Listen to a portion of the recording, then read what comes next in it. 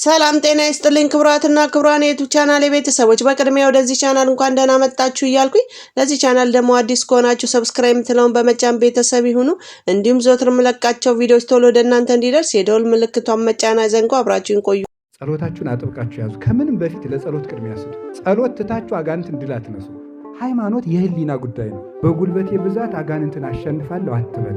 እግዚአብሔር ይዋጋል፣ እግዚአብሔር ያሸንፍልኛል፣ እግዚአብሔር ይገስጽ፣ እኔ አቅም የለኝም ነው የሚባለው። እግዚአብሔርን 7 ሚሊዮን ጊዜ በድለን አባታችን ሆይ በደላችንን ይቅር በለን ስንል ቆይተን 3 ጊዜ በደልን ሰውዬ አይቻልም ማለት ነው። ይሄም ምን ይሉታል? የኃጢአት ለውጥ ነው እንጂ ማንም ሰው በደለኛ ነው።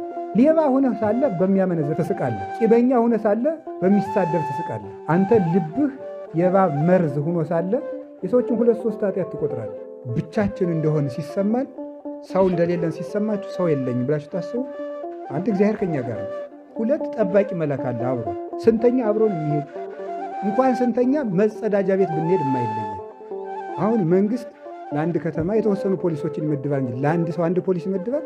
እግዚአብሔር ግን እንዴት እንዳከበረን ተመልከቱ። ለአንድ ሰው ስንት መልአክ አለ? ለቀን አንድ፣ ለሌሊት አንድ።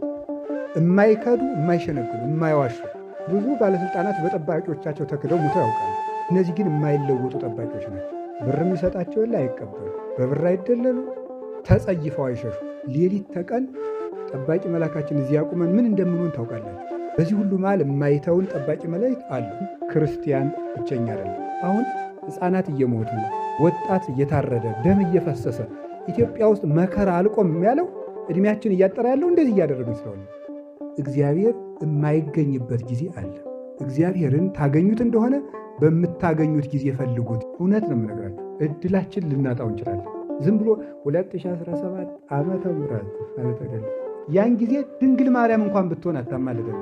ተማራችሁም አልተማራችሁም፣ ነገዳችሁም አልነገዳችሁም፣ አገባችሁም መነኮሳችሁም፣ መጀመሪያ ትኩረት ማድረግ ያለብን ጊዜን አጥብቀን መያዝ። አይን እድል ነው ይውላችሁ። የሚጠፋበት ጊዜ አለ፣ የሚፈዝበት ጊዜ አለ፣ ማንበብ የማንችልበት ጊዜ አለ፣ መስማት የማንችልበት ቀን አለ። ነገ ቃለ እግዚአብሔር እንዳሰሙ ጆሮአችሁ ይደናል። መስገድ የሚቻለው አሁን ነው። ወገብ አሁን ይታሰራል፣ ነገ ይጎብጣል። መስጠት ስትችሉ ነገ አትበሉ፣ ዛሬ ስጡ። ነገ የምትሰጡት ታጣላችሁ። ገንዘብ ለባዕድ ነው። ገንዘብ ዘመድ አያውቅም።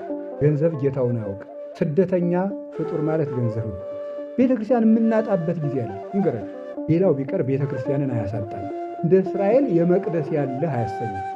ከንፈሮችን ሽንገላን ክዳትን አይናገሩ። በውስጥ ሌላ ይዞ በአንደበት ሌላ መሆን፣ ከዳተኛ ለመሆን፣ የልብ ተንኮለኛ አትሆኑ። አታሹፉ፣ አትዋሹ፣ ከክፉ ራቅ፣ መልካም ነገርን ጠብቅ፣ ፍቅርን ሰላምን ሻት ተከተለ። እግዚአብሔር አለ። ስንቱ ወዳጅነት አልፏል። ስንቱ ጓደኝነት ተሽሯል። ስንቱ ነገር አልፏል። ስንቱ ወዳጅነት ጊዜ ሽሮታል። ዘመን የማይሽረው ወዳጅ እግዚአብሔር ያለና የሚኖር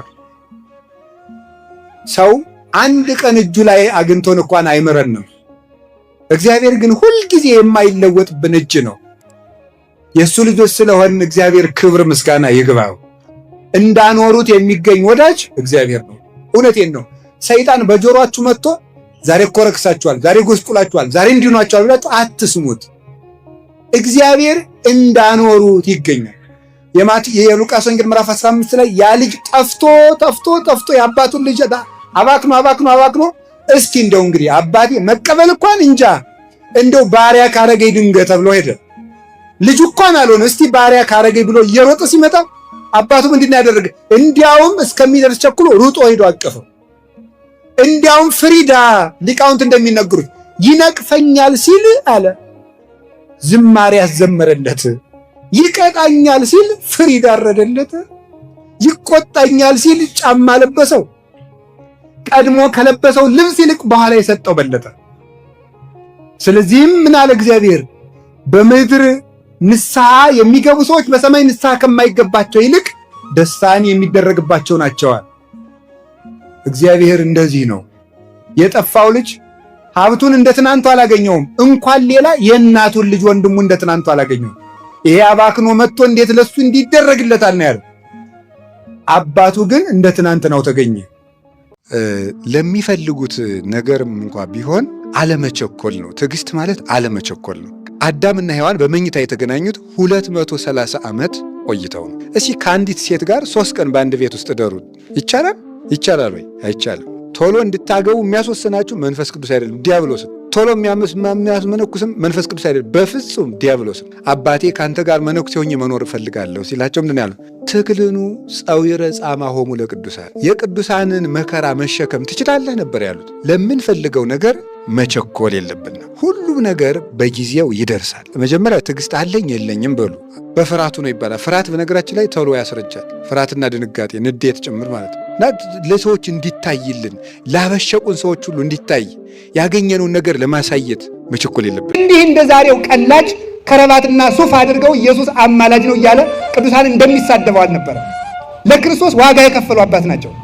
2 ጦር በፊታቸው 2 ፊት በኋላቸው ተክለው 2 ጦር በግራ 2 ጦር በቀኝ ወደፊት ሲሰግዱ የፊቱ እየወጋቸው፣ ወደ ኋላ እንዳይጠጉ የኋላው እየወጋቸው፣ ወደ ጎን እንዳያርፉ የጎን እየወጋቸው፣ ወደ ቀኝ እንዳያርፉ የቀኙ እየወጋቸው እንዲህ የኖሩ ወንጌልን ዙረው የሰበኩ እምነታቸውን የገለጡ እንደ ኤልያስ ከጣዖት አምላኪዎች ጋር ተወዳድረው በሃይማኖት ድል የነሱ ጣዖት አምላኪዎች እንጨት አያይዘው ከሰዓቱ መሃል ሆነው እየዘፈኑ ታምር እናደርጋለን እያሉ በምታት ከሰዓቱ መሃል ሲመላለሱ አማትበው ጣዖት አምላኪዎች እንዲነዱ አድርገው እሳቸው ከሰዓቱ ውስጥ የጸለዩ እሳትን ያጠፉ በባህር ላይ የተራመዱ ወንጌልን ያቀኑ ማናቸው? ብሩክ ተክለ ሃይማኖት ናቸው።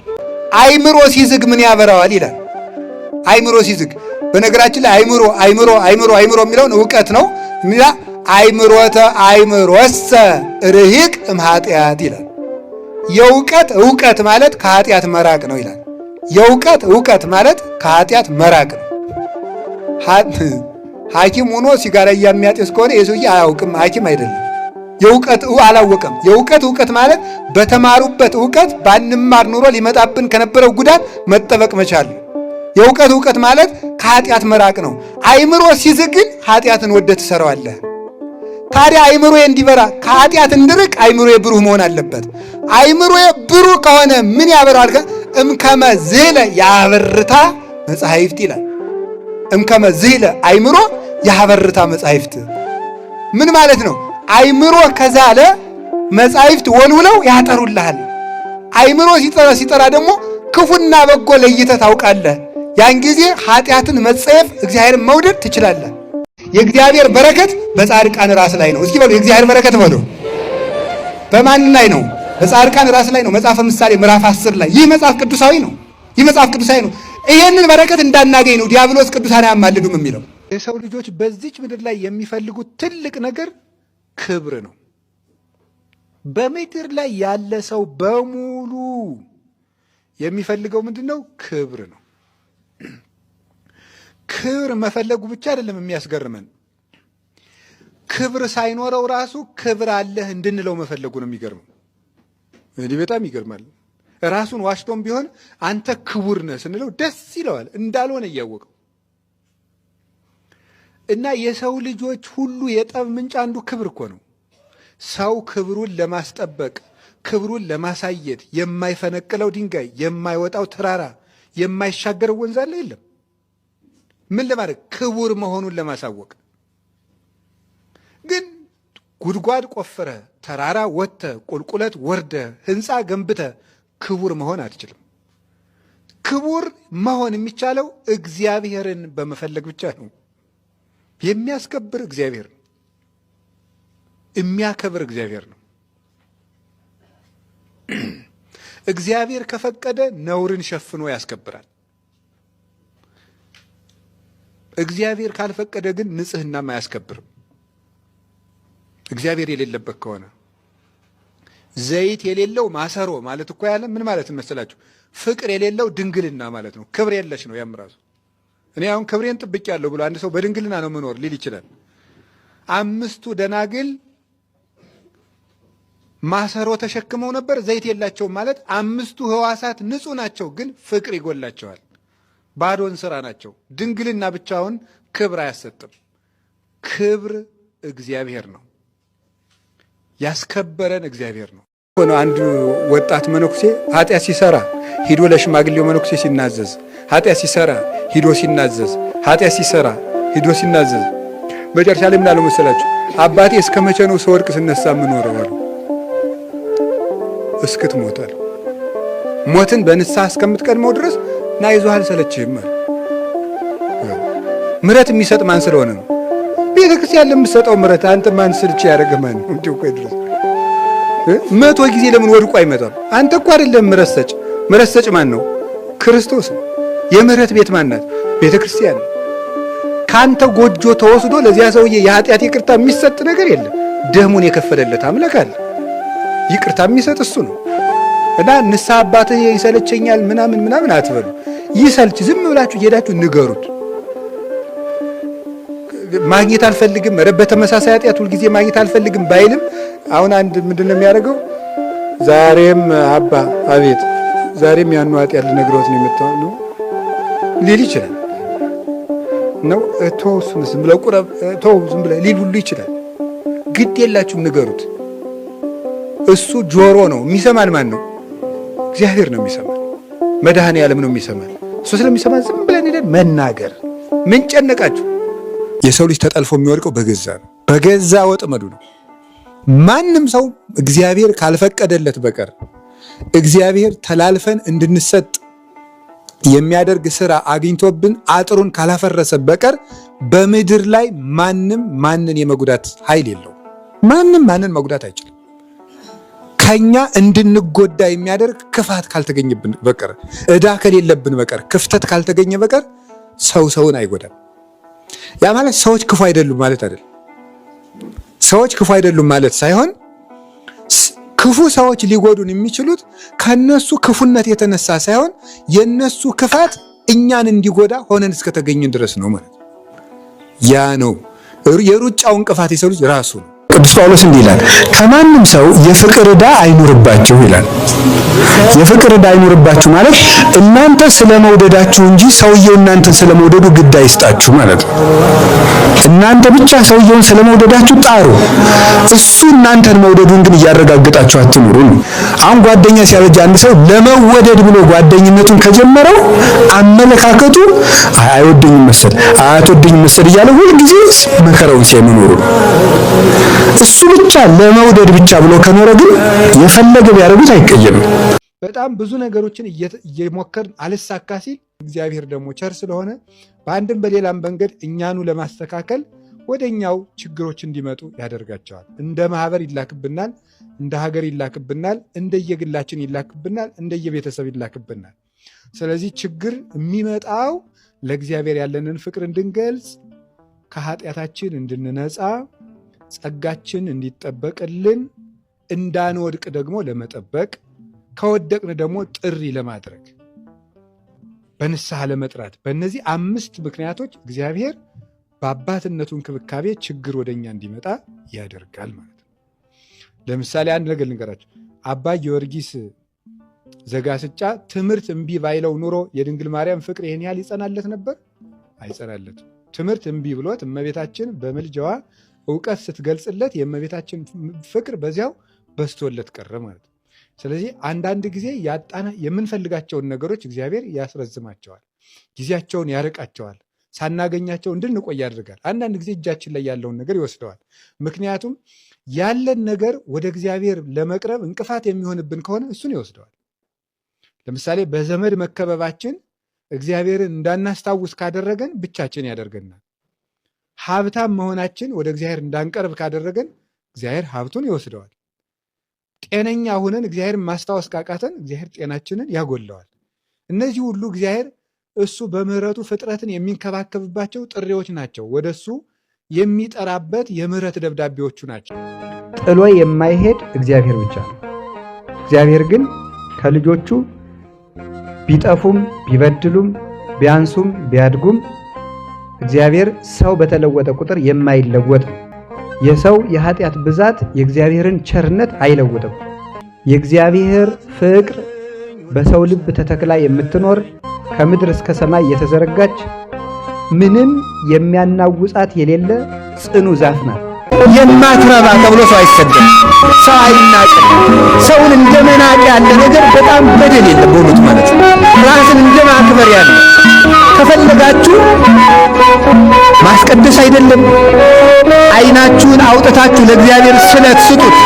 አይቀበልም። ሰው ንቃችሁ፣ ሰው ጋር ተጣልታችሁ፣ ሰውን አንቋሻችሁ፣ ሰውን አሳቃችሁ፣ ሰውን ሰድባችሁ፣ ሰውን ረግማችሁ፣ ሰውን ከሳችሁ፣ ሰውን ቀምታችሁ እንደዚህ አድርጋችሁ ሰው አንገቱን እንዲደፋ አድርጋችሁ ለምን ኩላሊታችሁን አውጥታችሁ ስለታታመጡትም እንኳን ጧፍ እንኳን ጥላ እንኳን ወርቅ የፈለጋችሁም ተቀባይነት የለውም። በአፍ ትሁት መሆን ለማንም አያቅትም። በልብ ትሁት መሆን ግን በጣም ተራራ ነው። በአፍ ትሁት መሆን ጤና ይስጥልኝ፣ እንዴት ናችሁ፣ ጉልበት መሳም ምንም እንዲሁ አይከብድም በአፍ። በልብ ትሁት መሆን ግን በጣም በጣም በጣም በጣም በጣም በጣም በጣም የቅድስና ሁሉ መሰላል ናት የልብ ትሕትና። ጸሎት ማለት እግዚአብሔርን ማናገር ነው። እንደ ጸሎት ማቋረጥ ያለ ሞኝነት የለም። እንዴት ሰው እግዚአብሔርን ያህል ንጉሥ አናግረኝ ብሎ እየጠበቀው እንዴት ያናቋርጦ ይውላል? እና የእግዚአብሔር ቤተሰቦች እኔ ዛሬ በእግዚአብሔር ስም የምማልዳችሁ በእውነት ምንድነው ካላችሁ ጸሎት እንዳታቋርጡ። ትልቅ ነገር በእውነቱ ማለት እናት የልጇን ንግግር ከምትጠብቀው በላይ እግዚአብሔር እኛን በማለዳና በመታ ጸሎት እኛን ለማዳመጥ ደስ ብሎት ይጠብቀናል። ማለዳ እግዚአብሔር እኛን ይጠብቃል፣ ተነስተን እንድንጠራው አባታችን ሆይ እንድንለው። ይሄ ነው ጸሎት። የምግባራት ሁሉ እናት ናት፣ የጦርነት ሁሉ መጀመሪያ ናት ጸሎት። ዲያብሎስ እንደ ጸሎት አድርጎ የሚጠላው ስነ ምግባር የለም። መጨረሻ የተጣራ ገንዘባችን ክርስቶስ ነው። መቃብር ስንገባ ሚስትን ባሏን ሸኝታ ዞር፣ ባል ሚስቱን ቀብሮ ዞር፣ እናትም ልጇን ቀብራ በምድር ላይ እናት ለልጇ የምትሰውጠውን ፍቅር ያህል ፍቅር መስጠት የሚችል ሰው በምድር ላይ የለም። እሷን ብትወል ቀብራ ትመለሳል። ልጅ እናቱን ቀብሮ ይመለሳል። ስንቀበር መቃብር ውስጥ አብሮን የሚቀር ማለት ዝና ራሱ ክቡርነታቸው የሚለው ስም አብሮ አይገባም። የተቀመጥንባቸው የተነጠፉ ወንበሮች አብረው አይገቡም። የሁሉ ስም አይከተል። ዕውቀት የመጽሐፍ መምህር ብትሆን የድጓ መምህር ብትሆን 7 PhD ቢኖር አብረው አይቀበሩም። ቤቶች አብረው አይቀበሩም። ክርስቶስ ብቻ መቃብር ላይ እጁ ላይ የሚቀር እሱ ነው። እግዚአብሔር እንዴት ሰው ሆኖ ይወለዳል? እዚያው ሆኖ ቢያድነን ምን አለ? ምን እዚህ ምድር መጥቶ አመላለሰው? እግዚአብሔር ተራባ አይባልም። አንተ ለእግዚአብሔር ክብር ልትጠነቀቅለት ማለት ነው። እግዚአብሔርማ ራባ አይባልም። እግዚአብሔርማ ሴት አትወልደውም። ለምንድን ነው የማትወልደው? አናጺ በሰራው ቤት ገብቶ ቢያድር ሞኝ ይባላል? አላዋቂ ይባላል? አናጺ ቤት ይሰራና ራሱ በጠረበው እንጨት ገብቶ ቤቴ ብሎ ያድርበታል።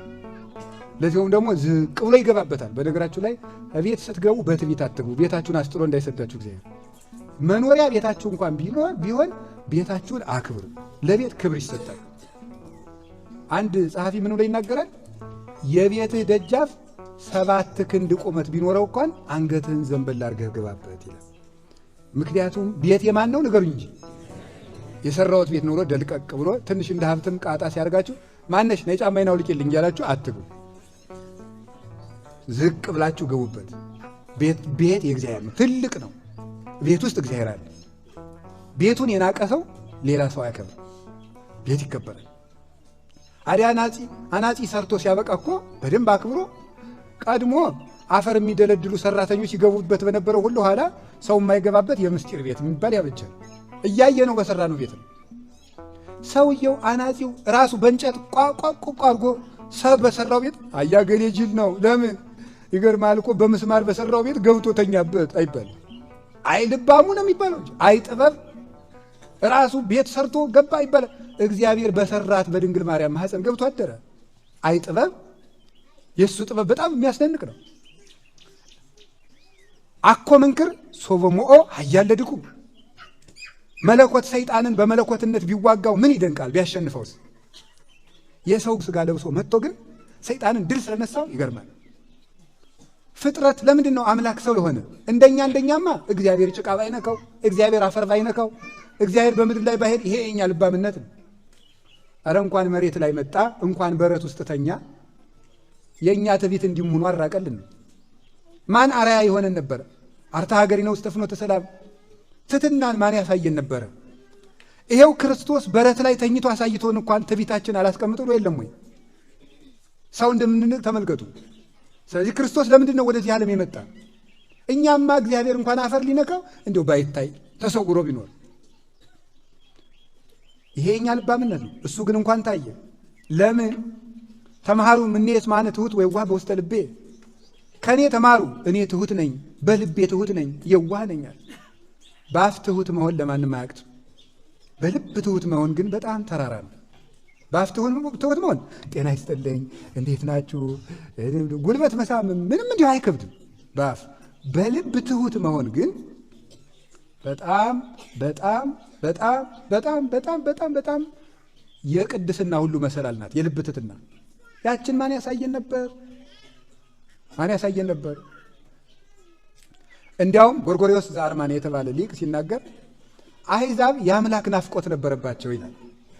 አምላክ ሲናፍቃቸው ጊዜ አምላክን ማየት ቢናፍቃቸው እንጨቱን እየጠረቡ አምላኬ ነህ፣ ውሃውን እየቀዱ አምላኬ ነህ። አሁን በወንዙ ይታረድ፣ ለወንዝ ይታረድ፣ ለወንዙ ይታረድ፣ ለወንዝ ይታረዳል ዛሬም ድረስ። ወንዙን አልጠራም እንጂ ለምን? የአካባቢውን ሰው ለማክበር የወንዞቹ እንጂ ለወንዝ እኮ ይታረዳል። አሁን በዚህ ይታረዳል፣ በዚያ ይታረዳል፣ በዚያ ይታረዳል፣ በዚያ ይታረዳል። አሁንም ድረስ የሚያታረዳል። የገጠሩ ሰው ይርዳል፣ ወንዙ እርዳኝ እያለ። ወንዙ ምንድን ነው የሚረዳው? እየገደብ ነው እያያችሁት። ይህ ወንዙ ተገደበ እኮ አለቀ። ቆም ስንለው ቆመ። አባይም ይቆማል። ጣናንም ቀድቼ ጠጣዋለሁ። ብፈልግ ቦያ አጠጣበታለሁ። ይሄ አትክልት ስፈልግ ጭቃ አቦካበታለሁ። እኔ የጭቃ ማቡኪያ አልሆንም አይልም፣ አቦካበታለሁ። ውሃ ደግሞ ምንድን ነው የሚረዳው? ደግሞ ውሃ ሲጠጡት ይረዳል። እውነቱ ሲያጥቡበት ይረዳል። ሰው አምላክ ሲናፍቀው፣ አምላክ ሲርቀው ቅርቡን አምላክ ያደርጋል። አምላክ ሲርቀው እንደውም ኢሳይያስ አያይዛ ብሎ ሳቀባቸው። እንጨቱን ትቆርጠዋለህ፣ ግማሹን አንድደህ ለብርድ ትሞቀዋለህ፣ ግማሹን ስጋ ጠብሰህ ትበላበታለህ፣ ግማሹን አልጋ ሰርተህ ትተኛበታለህ፣ ግማሹን አምላክ አድርገህ ታመልከው ይላል። እንዴት ዓይን አያይም ጆሮ አይሰማም? አዳ ጎርጎርዮስ ዘአርማንያ ምን አለ? አሕዛብ አምላክን የማየት ናፍቆት ቢኖርባቸው ክርስቶስ አምላክን ማየት ከናፈቃችሁ ይሄው የእናንተን ስጋ ለብሼ መጣሁ እና ሊዳሰስ መጣ። አሁን እውነት በሩቁ ሳይሆን ታየ። ንነግረክሙ በይንተ ነገረ ሕይወት፣ የሕይወትን ነገር እንነግራችኋለን። ዘሰማዕናሁ ባይዛኒነ፣ በጆሮአችን የሰማነውን፣ ወዘርእይናሁ ባዕይንቲነ፣ በዓይኖቻችን ያየናውን፣ ወዘገሰስናሁ በእደዊነ፣ በእጆቻችን የዳሰስነውን። ሕይወትሰ ተአውቀት ለነ፣ ሕይወትን አይተናታል አለ ዮሐንስ። አንደኛ ዮሐንስ ምዕራፍ 1 ላይ ሕይወትን አይተናታል፣ እውነትን አይተናታል፣ እውነትን አውቀናል። ክርስቶስ የመጣው በእግዚአብሔር ጥበብ ነው፣ በሰው ጥበብ አልመጣም። በሰው ጥበብ ሰዎችን እንደ ድካማቸው ለመጠገን ወደ እነሱ ድካም መጣ።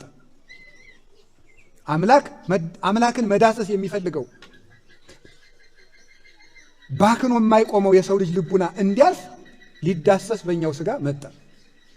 ትዕቢተኞች ነበር፣ ትሕትናን ሊያስተምረን መጣ። እየተለያየን አስቸግረን ነበረ፣ አንድ ሊያደርገን መጣ። ይህ የእግዚአብሔር ጥበብ ነው። አንዱ ደግሞ ምን አደረገ? እኔማ እንደው ሊቅ ነኝ፣ እንደው እኔ ስሞት የኔን ሥጋ አፈር አይነካውም እንዳልቀበር አለና፣ በብልሃት እኮ ነው። የኔ አፈር የኔ ሥጋ እንዳይቀበር ተማሪዎች ምን ልበላቸዋለ? የፍልስፍና ተማሪዎችን የኔ ሥጋ እውቀት ስለሚገልጽ ስሞት ብሉኝ አለ። ከዚያ ምን አደረጉ መሰላችሁ? እስከዚያ ድረስ በድንቁርና ለምን እንሰቃያለን ብለው በቁም በሉት።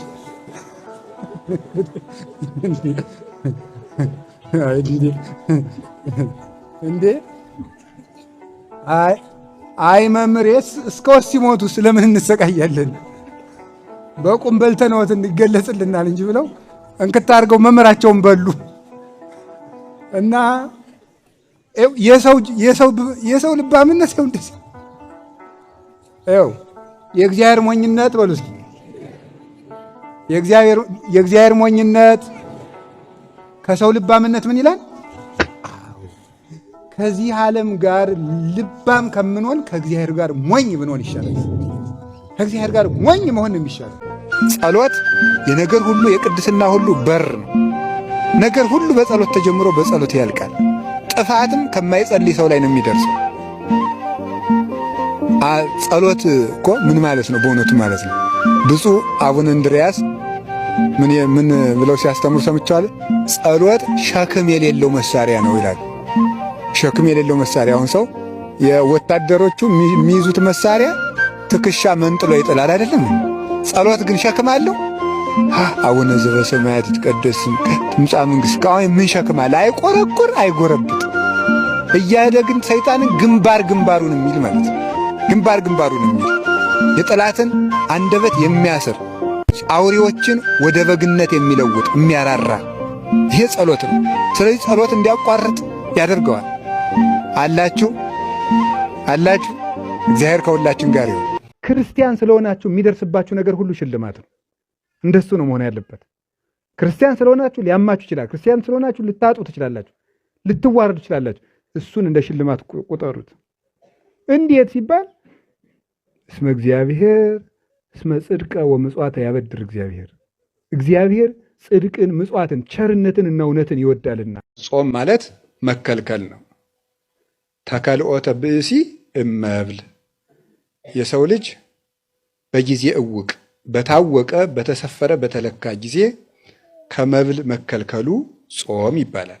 በታወቀ ጊዜ ጾም ማለት ባጭሩ መከልከል ማለት ነው። እርግማን እንዳይለምድብን ዕቃ ራሱ መራገም የለብንም። እንኳን ሰው ምን ለማመድ አለብን? አሁን የምንለማመደው እኮ ከዕቃ ላይ ነው። ፌስታል ስንፈታ ቅድድ ሲል ይቅደድ መድኃኒዓለም። አሁን ይሄ ምን ያደርገናል? እንዲህ ያለው ነገር ዕቃ የተረገመ ሰው እንስሳት ይረግማል፣ እንስሳት የተረገመ ሰው ሰው ይረግማል። ደፍቶ ይደር እንትኑ ብረት ድስቱ ሲደፋ አይምሮ የለውም፣ አይሰማንም እኮ ይድፋህ እንለዋለን ማለት ነው።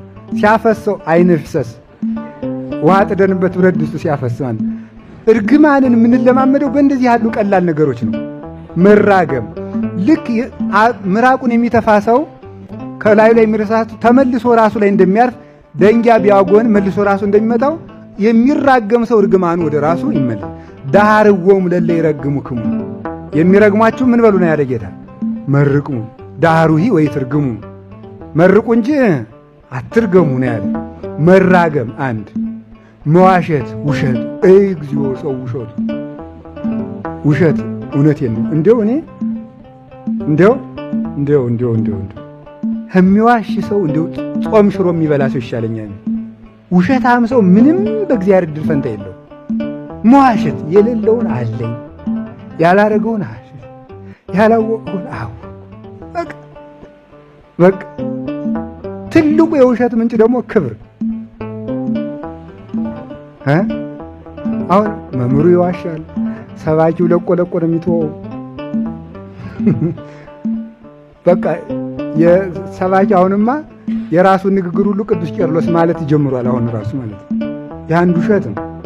የሌለውን አለ ብሎ መስቀል ይገዛና መነኩሴው ሞቅ ሲለው ያሳልማል። ምመኑም ማለት ነው። ምመኑ መነኩሴ ወጣ ሲል የጣናው ጣራ ገዳም ሄደ። የጣራ ገዳሙ ወደ አንዱ ሄደ። ይገዛና መስቀሉን ገጭ አድርጎ ወለተ ሥላሴ ምን መሰለሽ ልጅ፣ አይዞሽ ልጅ፣ አይዞሽ ልጅ። ይሄ እኮ ነው የሌለን። ኧረ ነፍስ እያወቀች እግዚአብሔርን ያህል ጌታ እያለ ውሸት ነውር ነው። ከሌለህ የለህም። በቃ ምን አለ የሌለን የማናውቀውን የምናውቅ መስለን የዚያን ያህልም እኮ እኛም እኮ የዚያን ያህልም እንደዚህ ያለ መክበስበስ እንዲሁ ምን ያደርግልናል? ሳንማር የተማርን መምሰል እንዲሁ አናውቀውም። ማን ገደለ? ስለዚህ ውሸት ጥቂት ውሸትን የለመደበት ሰው ደግሞ ትልቅ ውሸት። ቅዱስ ዳዊት ምንድን ነው ያለ? እስመ ሐሰት ርዕሰ አመፃ፣ ሐሰት ያመፃ ሁሉ ራስ ነው የሚለው። ሐሰት ያመፃ ሁሉ ራስ፣ የበደል ሁሉ ራስ ሐሰት ነው። ስለዚህ እግዚአብሔር 6 ነገሮችን ይጠላል። አንደኛው ምንድን ነው? ሐሰተኛ ምላስ ነው ያለ። ሐሰት መናገር፣ መዋሸት፣ ዋሽቶ ማጣላት፣ ዋሽቶ መክበር የተገለጠለት የብር ይባላል። ቅዱስ ጳውሎስ ብሏል እኮ በአገዳ የሚሰራ ቤት አለ አለ፣ በእንጨት የሚሰራ ቤት አለ፣ በገለባ የሚሰራ ቤት አለ፣ በወርቅ የሚሰራ ቤት አለ። ሁሉንም እሳት ይገልጠዋል ብሏል። ሁሉንም ይገልጠዋል። የሌለህን አለኝ ብለህ ለጊዜው ሰዎች ቢያከብሩ የአገዳ ቤት ነው። እሳት የመጣለት ቦግ አገዳ ሆነ ቁጭ ብልብልብል ብሎ ልቅ የአገዳ ቤት የገለባ ቤት ማለት የሌለንን ክብር አለን ብሎ መገኘት ማለት እና ከቃሉ ጋር ናችሁ። የአፍ ኃጢአቱ ምንድን ነው? አንድ መራገም በሉ እንጂ። ሁለተኛስ መዋሸት እና አትዋሹ። እንግዲህ አላየዋችሁም ስትዋሹ፣ እኔም ላለመዋሸት እግዚአብሔር ይርዳኝ። ስለዚህ መዋሸት አንዱ ትልቁ በደል ነው በእውነቱ ማለት ነው። እንዲያውም ቅዱስ ባስልዮስ ዘቂሳርያ እንደሚናገረው እግዚአብሔር ምንድን ነው? እውነት። እስኪ እውነት በሉ። እግዚአብሔር ምንድን ነው በሉ። የሚዋሽ ሰው ቀጥታ የእግዚአብሔርን ባህሪ ነው የሚቃረነው። የማን ባህሪ ነው የሚቃረነው? ምክንያቱም እግዚአብሔር ምን ስለሆነ ባህሪው ጋር ነው የሚጣላ። ቀጥታ ከባህሪው ጋር ትግል ይገጥማል። ሐሰት የዚህን ያህል በእግዚአብሔር በመንግስቱ ላይ የመነሳትን ያህል ነውር ነው ሐሰት። 7 ኃጢአቶች የሚባሉት ኩራት፣ ስስት፣ ሆዳምነት፣ ቅናት፣ ቁጣ፣ ስንፍና፣ ሰነፍ መሆን። እነዚህን ሁላ የምትወልዳቸው ግን ማናት? ወይዘሮ ማናት? ኩራት ናት ማለት ነው። ትዕቢት። እሷ ለሁሉም ነገር ነው አሳልፋ የምትሰጠው። ኩራት ትህትናን ትሰብራለች። ኩራት ደቀ መዝሙርነትን ትሰብራለች። ኩራት ንስሐ መግባትን ትሰብራለች። ኩራት ጥንቃቄን ታበላሻለች። አባ ይጠንቀቁ። እኔ አባ ጀማሪው ይጠንቀቅ እንጂ እኔ እንዴ! ኧረ ለራሳችሁ አስቡ። እኛ እኮ በዚህ ገዳም 40 ዓመት ለፍተንበታል እንዲሉ ታደርጋለች። ኩራት ናት እንዲህ የምታደርገው። ስለዚህ ሰው ከኔነት መውጣት አለበት። ከራሱ ቅርፊት ነው መላቀቅ ያለበት። እና እንደውም አንድ ሊቅ ድንግል ማርያምን ሲለምናት ምንድን ነው ያለ? አምላክን የወለድሽ እመቤታችን ድንግል ማርያም ሆይ እባክሽን እኔን ለራሴ አትተይው ብሏት ነበር። እኔን ለራሴ አትተይው፣ እኔን የማጠፋው እኔው ነኝ ብሎ ተናግሮ ነበረ። ለሌላ ጠላት አትስጪ ሳይሆን ያላት እባክሽ ለእኔ አትተይኝ ብሎ ነበር ያለ። የቤተ ክርስቲያን ሽልማት የሆነው ቅዱስ ዮሐንስ አፈወርቅም ሲናገር ሰው ራሱን ካልጎዳ በቀር ማንም የሚጎዳው የለም። የሰው ልጅ ራሱን የሚጎዳውን ያህል ሰይጣን እንኳን ሊጎዳው አይችልም ብሎ ተናግሯል። ሰው ራሱን እንኳን የሚጎዳውን ያህል ሰይጣን ራሱ አይጎዳውም። ስለዚህ ከኔነት ነው ኃጢአት ሁሉ የሚመጣው ማለት ነው። ራስን መንከባከብ፣ ለራስ ክብር መጨነቅ፣ ለራስ ቦታ መጨነቅ፣ ለራስ ስም መጨነቅ፣ ለራስ ክፍል መጨነቅ፣ ድርሻ መጨነቅ፣ ለራስ ጉልበት መጨነቅ፣ ለራስ ዘር መጨነቅ፣ ለራስ ባክግራውንድ መጨነቅ። ይህ ሁሉ የሚመጣው ከምንድን ነው? እኔን ስሙኝ ማለት አለመደማመጥ። እንዲህ ያለው ነገር ሁሉ የሚመጣው ከምንድን ነው? ከራስ ወዳድነት ነው። ራስ ወዳድነት የሚወልዳት ማን ነው? ማንን ይወልዳታል? ቅናትን። ቅናት ደግሞ ከፍተኛ የሆነ ይሄው አምላክን ያሸጠው ቅናት አይደል? እንዲሁ ሰው ቢቀና ፍጡር በፈጣሪው ይቀናል ይላሉ ሊቃውንት። እንዲሁ ነውር አይደለም? ይሁዳን በፈጣሪው እንዲቀና ያደረገው ምንድነው? ቅናት። ይሄ ቅናት ደግሞ ተሰውሮ ውስጥ ውስጡን ማንንም ሰው ነው የሚያሻው። ያሻዋል፣ ይቆርጥመዋል። ስለዚህ ራስን መካድ። ማደግ ከፈለጋችሁ በጸሎት ለማደግ ጥሩ ኛ መሆን እፈልጋለሁ፣ ትዕግስተኛ መሆን እፈልጋለሁ፣ የተረጋጋው ሰው መሆን እፈልጋለሁ፣ የውሳኔ ሰው መሆን እፈልጋለሁ፣ በቀላሉ ማልለዋወጥ ሰው መሆን እፈልጋለሁ፣ ሀብት ማኔጅ ማድረግ እፈልጋለሁ፣ ቤተሰቤን በአግባቡ ማስተዳደር እፈልጋለሁ፣ የጊዜ አጠቃቀም ችግር አለብኝ፣ እንደዚህ ያለብኝ። ይሄው ወተት እዚህ የሚያሳድግ ማለት ነው። አሁን በጠራዋቸው ርዕሰ ጉዳዮች ሁሉ የበሰለ ሰው የሚያረጋችሁ ይሄ ነው። የበሰለ ሰው የት ምን ማድረግ እንዳለባችሁ አይንም የሆናችሁ መጽሐፍ ይሄ ነው። ሕግ በሉ ለእግሬ መብራት ለመንገዴ ምንድን ነው? ብርሃን ነው። ምን ማድረግ እንዳለባችሁ በእያንዳንዱ ርዕሰ ጉዳይ ላይ ከሰው ጋር ለመኖር፣ ጓደኛ ለመሆን፣ ዝምታ ለመምረጥ፣ መቼ ለመናገር፣ መቼ ዝም ለማለት፣ ለመነገድ፣ ላለመነገድ፣ ሹመትን ለመተው፣ ለመሾም፣ ለእያንዳንዱ ነገር መጽሐፍ ቅዱስ ላይ አላችሁ። ይህን ይዞ ነው ቅዱስ ዮሐንስ አፈወርቅ እኛ እኮ በአርስቶትል ልብ አናስብም። እኛ እኮ በሶቅራጥስ ልብ አናስብም። እኛ በፓይታጎረስ ልብ አናስብም። እኛ የምናስበው በክርስቶስ ልብ ነው። እንዲህ ልብ ለሆነን ሕግ እንጸልይ፣ ለወንጌል እንጸልይ። እስኪ ለወንጌል እንጸልይ በሉ። ረጅም ርዕስ ነው እናቴ። በቃ በ5 ደቂቃ ላጠቃል። ከበቃኝ ካልበቃኝ ይቀራል። ወንጌል ይሄ ነው አልኳችሁ። ለወንጌል መጸለይ ምንድን ነው? እንዲገባን። እስኪ እንዲገባን በሉ ንገሩኝ እንጂ እንዲገባን መጸለይ ያለብን። ጸልዩ ለነ ከመ ያርሁ እግዚአብሔር አናቅጸ ቃል። እግዚአብሔር የቃሉን ደጅ እንዲከፍትልን ጸልዩልን። ሁለተኛ ተሰሎንቄ ምዕራፍ 3 ቁጥር 2 ላይ እግዚአብሔር የቃሉን ደጅ እንዲገልጽልን ጸልዩልን። ማን ነው እንደዚህ ያለ? ቅዱስ ጳውሎስ። ማንን አግኝቶ? ክርስቶስን ቃል በቃል አናግሮ የቃሉን ደጅ እንዲከፍትልን ጸልዩልን። መምህሩ ነው እንዲህ ያለው ቅዱስ። ለዚያውም መምህርም ቅዱስ ጳውሎስ ነው። ስለዚህ ለመምህራን እውቀት ግለጥላቸው ተብሎ ይጸለያል። ለራሳችሁ ትጸልያላችሁ። ሁለተኛ ምን ብለን መጸለይ ያለብን? የእግዚአብሔር ቤተሰቦች ወንጌል እንዳያሳጣን። አመፅ ረሃበ በውስተ ምድር፣ በዚች ምድር ላይ ረሃብ አመጣለሁ ብሏል እግዚአብሔር። አኮ ረሃበ እክል ወማይ ወጽማማይ፣ የእህል ረሃብና የውሃ ጥም አይደለም።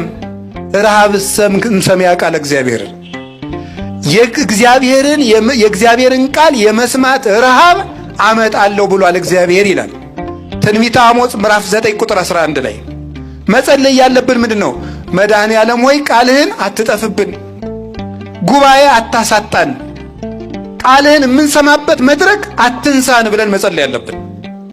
ኃጢአት ልንሰራ በምናስብበት ጊዜ ክብራችን ሰይጣን ከዓይናችን ስለሚሰውረው ያን ነው። እንደገና አሁን የሰው ክብር በጣም ቀነሰነት። አሁን ሰው ሁሉ ሰው አስጠልቶት፣ በተለይ በዚህ በምዕራቡ በአውሮፓ በአሜሪካ በዛ ስትሄዱ ሰው አስጠልቶት በጣም የሚወደው ምን ሆኗል መስላችሁ? ውሻ። ይገርማል። አስጠላው። ለምንድን ነው ሰው ውሻ እየወደደ የመጣ? እንደውም አሁን እጄ ሲሰማን አሁን ጀርመን ነበርኩኝ። ጀርመን ውስጥ ኃይለኛ ባለሀብት አለ የተባለ ንብረቱን ለውሻው ነው አውርሷት የሞተ። ስንት ሚሊዮን ማለት ነው። ሰው ሲጀል ይወላችሁ ለውሻይቱ ቢያንስ እንደው ለውሻይቱ 100 ዓመት እንኳን ብትኖር ለሷ ተበጅቶ የተረፈው ለሞግዚቷ ይሰጥ ቢባል እንኳን የለም። ለውሻይቱ ሰው ጅሎ ባል። አሁን ሰው ባሉን ይፈታል ውሻ መያዝ፣ ሚስቱን ይፈታል ውሻ መያዝ፣ ውሻውትን እየጎተተ እዚያ መሄድ በጣም ውድ ነው የሚሸጠው። ለዛሬ ይዤላችሁ የቀረብኩ ቪዲዮ ይህን ይመስላል። በቀጣይ ቪዲዮ እስክንገናኝ ሁላችሁም በያላችሁበት የዓለም ዳርቻ በደህና ቆዩኝ። አመሰግናለሁ።